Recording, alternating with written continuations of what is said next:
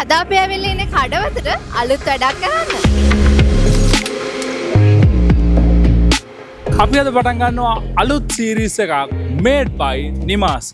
ඉතින් මේ සීරීස් එකෙන් අපේ ඩිප්ලෝමා එක කම්ප්ලීට් කරපු ඒ වගේම දැනට හදාරමින් ඉන්න ස්ටුඩන්ට්ස් ලගේ ව්‍යාපාර ගැන අපි මුළු ලංකාවටම කියනවා. Made by නිමාස්. Real students, real business, real success.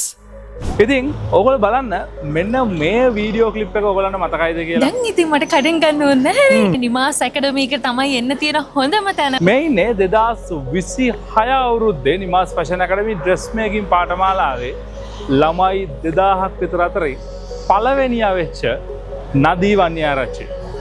ඉතින් අද අපි ඇවිල්ලා ඉන්නේ එයාගේ සුහස්නා බතික් ඇන්ඩ් ටෙක්ස්ටයිල් ෂෝරූම් එක විසිට් කරන්න.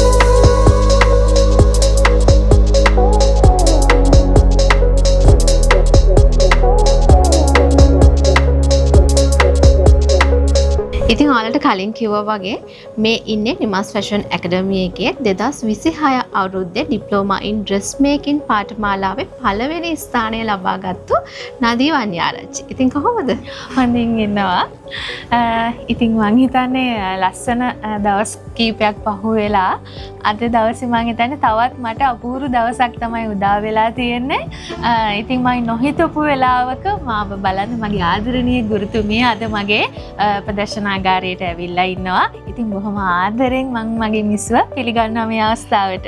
ඉතින් නදී මට ඉස්සල්ලාම කියන්න මොකද්ද මේ සුහස්නා බතික් ඇන්ඩ් ටෙක්ස්ටයිල්ස් කියලා කියන්නේ? සුහස්නා බතික් ඇන්ඩ් ටෙක්ස්ටයිල් කියන්නේ බතික් නිෂ්පාදන වගේම ආනයනික රෙදි පිළිවෙලින් කාන්තා ඇඳුම් නිෂ්පාදනය කරලා අපි අලෙවි කරන ප්‍රදර්ශනාගාරයක් තමයි සුහස්නා බතික් ඇන්ඩ් ටෙක්ස්ටයිල් කියලා කියන්නේ. ඉතින් කොයි කාලෙද මේ බිස්නස් එක පටන් ගත්තේ? ඒ වගේම සෝෂල් මීඩියා වලින්ද Facebook TikTok වලින්ද මුලින්ම කළේ? 2019 වර්ෂයේ තමයි මුලින් අපි මේ ව්‍යාපාරය ආරම්භ කරන්නේ.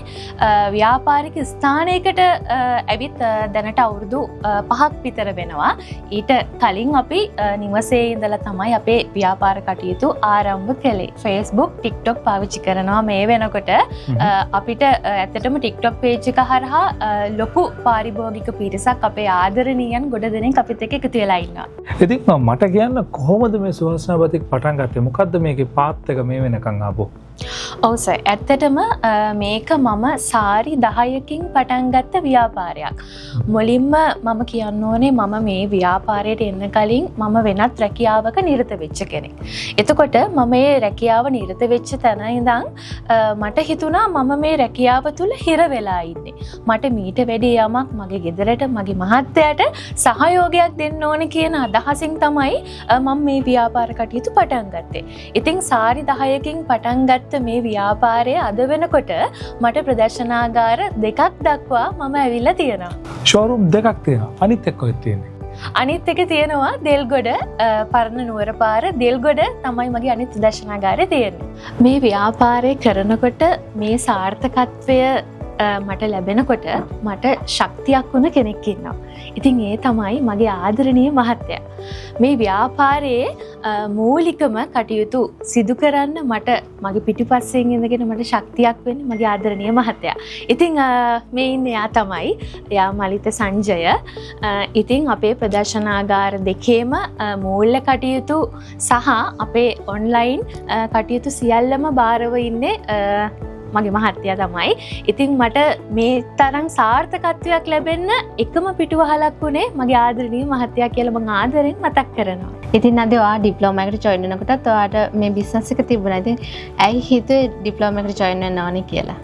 ඇත්තටම මිස් මම ව්‍යාපාර කටයුතු පටන් අරන් තිබුණට මට මම එක දවසක් Facebook සාමාන්‍යයෙන් බලනකොට මම මිස්ව දැක්කා. මිස්ගේ පේජ් එක දැක්කා. සහ මිස් කියලා දෙන විදියට මට හරි ආස හිතුණා. ඉතින් මට හිතුණා මගේ ව්‍යාපාර කටයුතු වලට මේක ගොඩක් රුකුලක් වෙයි කියලා. මිස් කියලා දෙන අලුත් දේවල් වලින් මට මගේ ආදරණීය පාරිභෝගිකයන්ට අලුත් දෙයක් ගේන්න පුළුවන් වෙයි කියලා හිතුණා මේ ඩිප්ලෝමා එකට සම්බන්ධ වීම තුලින්. ඉතින් ඒත් එක්ක මට කියන්න අර බබාලා දෙන්නෙක් ඉන්නවා. බබාලාත් එක්ක සහ මේ වගේ ලොකු ව්‍යාපාරයක් එක කොහොමද වැඩ මැනේජ් කරගෙන පාඨමාලාවේ වැඩත් කරේ කියලා. ඇත්තටම මිස් ඒක ලෙහෙසි පහසු වුණේ නැහැ. සමහර දවස්වලට ක්ලාස් කරන වෙලාවල් වලට මම ෂොප් එකේ ඉඳගෙන ෂොප් එක වහලා ඇතුළේ ඉඳගෙන ක්ලාස් එකට සම්බන්ධ වුණ දවස් තිබුණා. ඉතින් දරුවන්ගේ වැඩ කටයුතුත් එක්ක හැමදේම සැලසුමක් ඇතුව තමයි කළේ. සහ ඒකට මම මුලින් කිව්වා වගේම මගේ මහත්තයාගෙන් ලැබුණු සහයෝගය ඉතාමත් වටිනවා. ඉතින් ඒ සියලු කටයුතු මට සාර්ථකව කරගන්න පුළුවන් වුණා දරුවන්ගෙන් ලැබුණු සහයෝගය සහ මහත්තයාගෙන් ලැබුණු සහයෝගයත් එක්ක හැම දෙයක්ම සැලසුමකට සිදු කරගත්තා.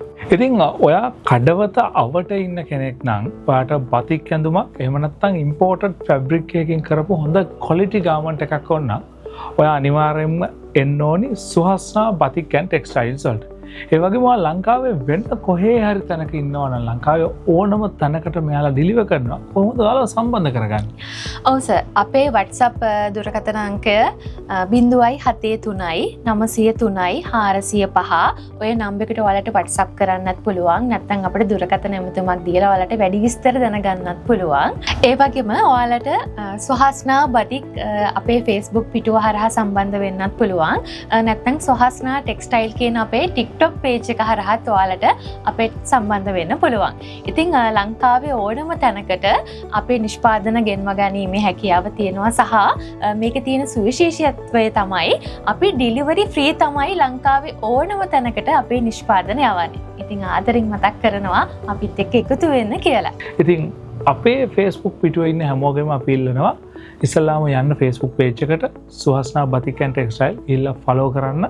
ඒ වගේම TikTok එකටත් ගිහිල්ලා follow කරලා තියාගන්න. ඔයාලට quality garment එකක් quality බතික් ඇඳුමක් ඕන නම් ඔයාලට බොහොම ලේසියෙන් ගෙදරටම ගෙන්න ගන්න පුළුවන්. ඉතින් නදී මම සුබ පතනවා ඔයාගේ ව්‍යාපාරය තවත් දියුණුවෙන් දියුණුවට පත් වෙන්න කියලා. ගොඩක් ස්තුතියි. ඉතින් ආදරෙන් මතක් කරනවා නිමාස් ෆැෂන් ඇකඩමි එකේ ආදරණීය ගුරුතුමිය සහ ආදරණීය ගුරුතුමන්ටත් ගොඩාක් ස්තුතිවන්ත වෙනවා.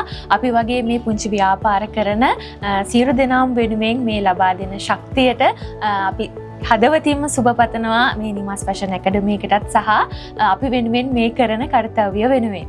ඉතින් මේ ඔයාලා සම්බන්ධ වුණේ Made by නිමාස් පළවෙනි එපිසෝඩ් එකත් එක්ක. ඉතින් මේ එපිසෝඩ් එකේදී අපි කතා කළේ සුහස්නා බතික් ඇන්ඩ් ටෙක්ස්ටයිල්ස් ව්‍යාපාරය ගැන. ඉතින් අපේ 2026 ඩිප්ලෝමා බැච් එකේ පළවෙනියා වෙච්ච නදීගේ බිස්නස් එක ගැන. ඉතින් මේ විදිහට ඔයාගේ බිස්නස් එක හොයාගෙනත් අපි එනවා. ඉතින් ඒකින්ද අනිවාර්යයෙන්ම අපේ Facebook page එක follow කරලා තියාගන්න. ඒ වගේම YouTube එක subscribe කරලා තියාගන්න. ඔයාලට පුළුවන් මේ වගේ එපිසෝඩ් ඉස්සරහටත් බලන්න. ඉතින් එහෙනම් තවත් වීඩියෝයක් කරගෙන ඉක්මනට මෙන්න